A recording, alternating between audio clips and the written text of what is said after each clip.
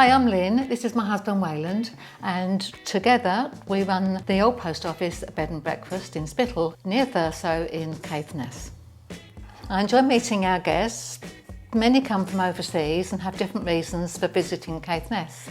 Some are looking into their genealogy, others like to take long hikes or explore wildlife. At the old post office we've got 2 ensuite guest rooms with French doors to the garden. We also have one cottage that's dog friendly. It has its own garden and bits and pieces. There's plenty of walks here locally for dogs. We have about an acre of garden, which we're quite proud of. We often let it open it to the public for charity events and things. There's lots of seating areas in the garden for our guests to relax in lovely warm sunshine, so they tend to move around the garden and enjoy it at its best. A few years ago we thought we'd like to introduce a selling point for the B&B, and we thought gin, as it was up and coming, we thought that would be the way to go. So we converted this garage into our gin tasting room, and then we went about collecting gin, and we now have about 150 bottles of Scottish gin. I think in total in here there's something like 180 different drams of one thing or another.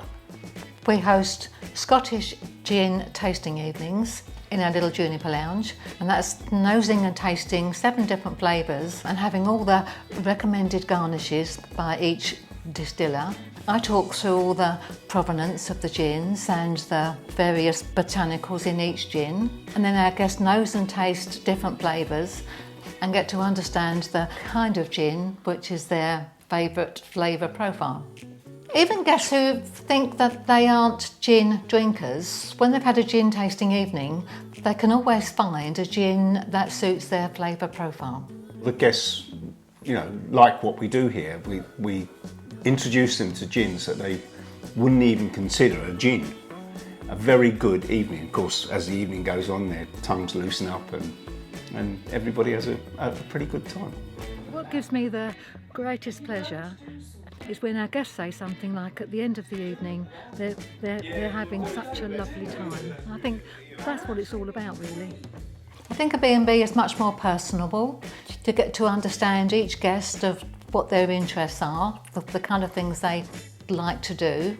You soon understand what they enjoy for breakfast and even how they like it cooked and things. So if a guest comes back after a year or a couple of years, I know exactly what they enjoy, the kind of places they like to visit.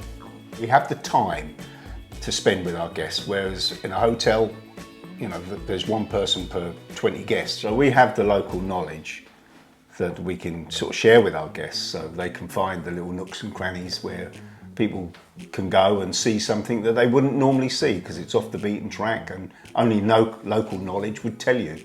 It's important to us that our guests have a good time here, and we love it when they actually tell us that they've had a great stay, they've seen the best that Caithness has to offer, and it does make us feel good about it. Cheers.